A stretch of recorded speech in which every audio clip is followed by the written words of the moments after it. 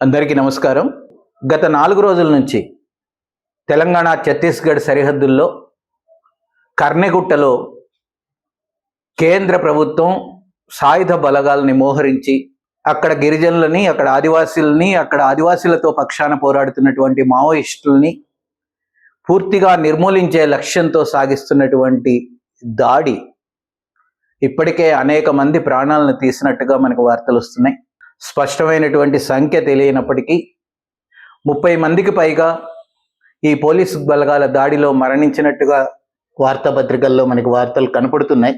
ఎవరు మరణించారు, ఎంతమంది మరణించారు, ఇంకా ఎంతమంది గాయపడ్డారు, మరణించిన వారిలో ఎవరున్నారు లాంటి స్పష్టమైనటువంటి సమాచారం లేనప్పటికీ కూడా కేంద్ర ప్రభుత్వం ఆపరేషన్ కగార్ పేరుతో చేస్తున్నటువంటి అన్యాయమైనటువంటి యుద్ధం ఇవాళ ఛత్తీస్గఢ్, తెలంగాణ మధ్య ఉన్నటువంటి ఆదివాసీ ప్రాంతాలని అతలాకుతలం చేస్తున్నది.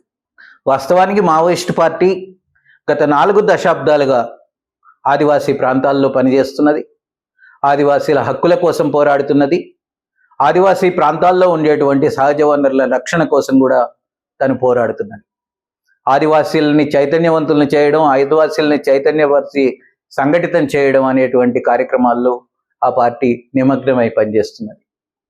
ఇప్పటికే 4 దశాబ్దాల్లో ఏ పార్టీ అధికారంలో ఉన్నా ఒకప్పుడు గ్రీన్ హంట్ పేరుతో కావచ్చు, ఇవాళ బీజేపీ ఆపరేషన్ కగార్ పేరుతో కావచ్చు, ఆదివాసీ ప్రాంతాల్లో ఉండేటువంటి ఈ సాయుధ ప్రతిఘటనోద్యమాన్ని నిర్మూలించడం అనేటువంటిది లక్ష్యంగా పెట్టుకొని ముఖ్యంగా ఆదివాసీ ప్రాంతాల్లో ఉండేటువంటి సహజ వనరులని కార్పొరేట్ కంపెనీలకు మొత్తంగా కట్టబెట్టాలనేటువంటి లక్ష్యంగా పెట్టుకొని సాగిస్తున్నటువంటి దాడి మనందరినీ కూడా విషాదంలో ముంచెత్తుతున్నది.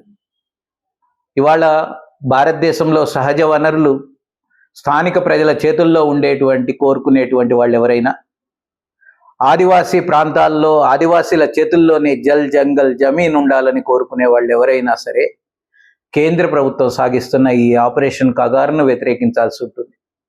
ఈ మేరకు దేశవ్యాప్తంగా అనేక మంది మేధావులు, రచయితలు, కవులు, కళాకారులు, న్యాయవాదులు, రిటైర్డ్ న్యాయమూర్తులు వందలాది మంది సంతకాలు చేసి కేంద్ర ప్రభుత్వానికి మావోయిస్టు పార్టీతో శాంతి చర్చలు సాగించండి, ఆపరేషన్ కగార్ని వెంటనే నిలిపివేయండి అనేటువంటి విజ్ఞప్తి చేస్తూ లేఖలు కూడా రాశారు.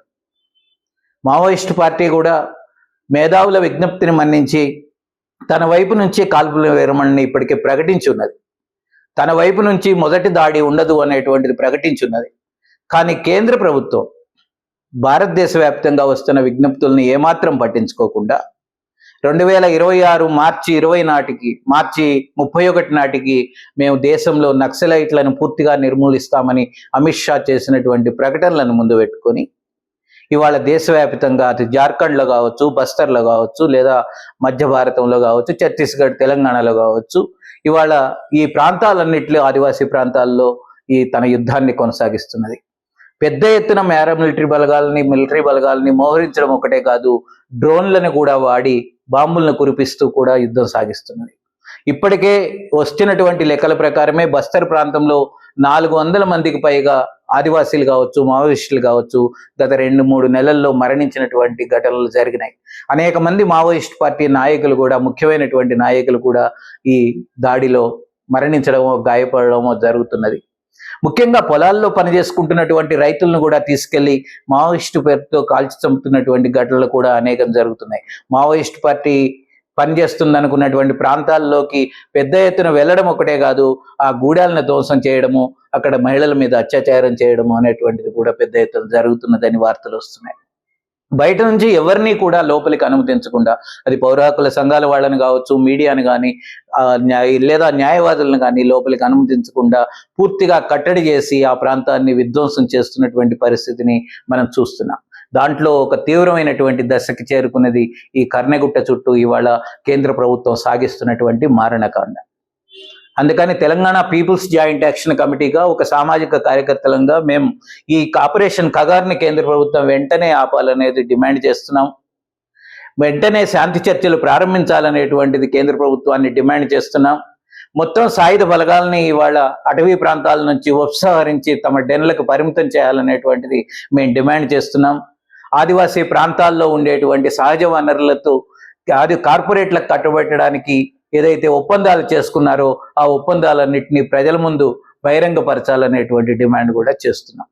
ఇవాళ గాయపడిన వాళ్ళకి వైద్యం అందించడము, లేదా కాల్పుల్లో మరణించినటువంటి వాళ్ళ మృతదేహాలని కుటుంబ సభ్యులకు అందజేయడం అనేటువంటి కనీస మర్యాద కూడా పాటించకుండా కేంద్ర ప్రభుత్వం రాజ్యాంగ స్ఫూర్తికి, రాజ్యాంగ విలువలకి, సుప్రీంకోర్టు తీర్పులకి వ్యతిరేకంగా ఏదైతే సాగిస్తున్నదో మారణకాండ, దాన్ని ఆపాల్సినటువంటి అవసరం ఉందనేది మేము కోరుతున్నాం.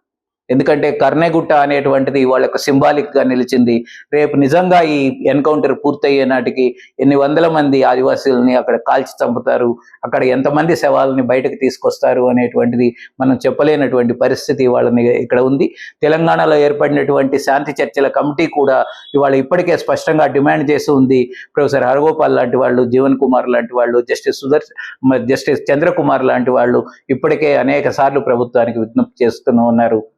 కాంగ్రెస్ పార్టీ ప్రజాస్వామ్యం పట్ల మాకు విశ్వాసం ఉంది అని చెప్పినటువంటి పార్టీ బీజేపీ చేస్తున్నటువంటి ఈ అన్యాయ యుద్ధంలో భాగం పంచుకోకూడదనేది కూడా మా డిమాండ్. రేవంత్ రెడ్డి గారు వెంటనే మేల్కొని తెలంగాణ బలగాలని వెనక్కి పిలవాలని, తెలంగాణ ఈ ఆపరేషన్ కగారులో భాగం కాకుండా ఉండాలనేది కూడా మేము డిమాండ్ చేస్తున్నాం.